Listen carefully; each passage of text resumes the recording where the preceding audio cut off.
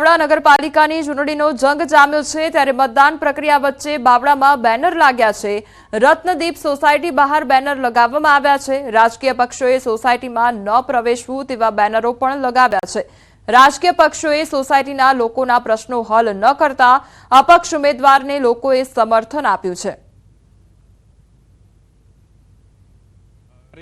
જે બાવળાની રત્નદીપ સોસાયટી અને સાથે જ બાજુમાં સ્વાગત જે સોસાયટી છે તેના રહીશોએ એક અનોખો પોતાનો વિરોધ નોંધાવ્યો છે અને પોતાની વાત અહીં મૂકી છે અને સાથે એ પણ બેનર માર્યા છે કે જે પણ રાજકીય પક્ષો અહીં નહીં આવું, કારણ કે અહીંનો જે ખરાબ સમય હતો આ સોસાયટીનો તે સમયે કોઈ પણ રાજકીય પક્ષના આગેવાનો નતા મળ્યા, તેના જ કારણે તે લોકો આ પ્રકારના બેનર મારવાની ફરજ પડી, કારણ કે લોકશાહીનો આ પર્વ એવો હોય છે કે જેની અંદર જનતા પોતાના પ્રતિનિધિને ચૂંટતા હોય છે અને પ્રતિનિધિનું એ કામ હોય છે કે જનતાની સમસ્યા તેને સાંભળે, પરંતુ જનતાની સમસ્યા કદાચ પ્રતિનિધિ સાંભળ્યા, તેના જ કારણે આ પ્રકારના બેનરો લાગ્યા છે, સ્થાનિક જોડાયા છે।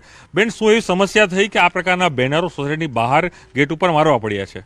સાહેબ, અહીંયા પાણી બહુ ભરાઈ ગયું હતું, કોઈ 10-15 દિવસ સુધી કોઈ જોવા નતું આવ્યું અને છેલ્લે આવ્યા તો કીટો વેચવા આવ્યા કે શું અમે ખાધા વગર રહ્યા હતા, પણ લાઇટો નહીં, પાણી એટલું બધું ભરાઈ ગયું અને ગંદુ પાણી, એટલું ગંદુ ને કે બાળકો માણસો બધા જ બીમાર થઈ જાય એટલું, પણ કોઈ અધ્યક્ષ કોઈ જોવા જ નતું આવ્યું અહીંયા, એટલે અમારા અહીંના ઉમેદવારોના ચૂંટણી માટે અમે ઊભા રાખ્યા છે।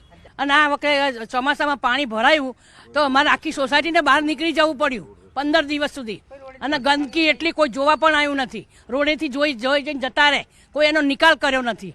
પછી અમારે આ છોકરીઓ બેન અમારે ઊભી રાખવી પડી અપક્ષમાં।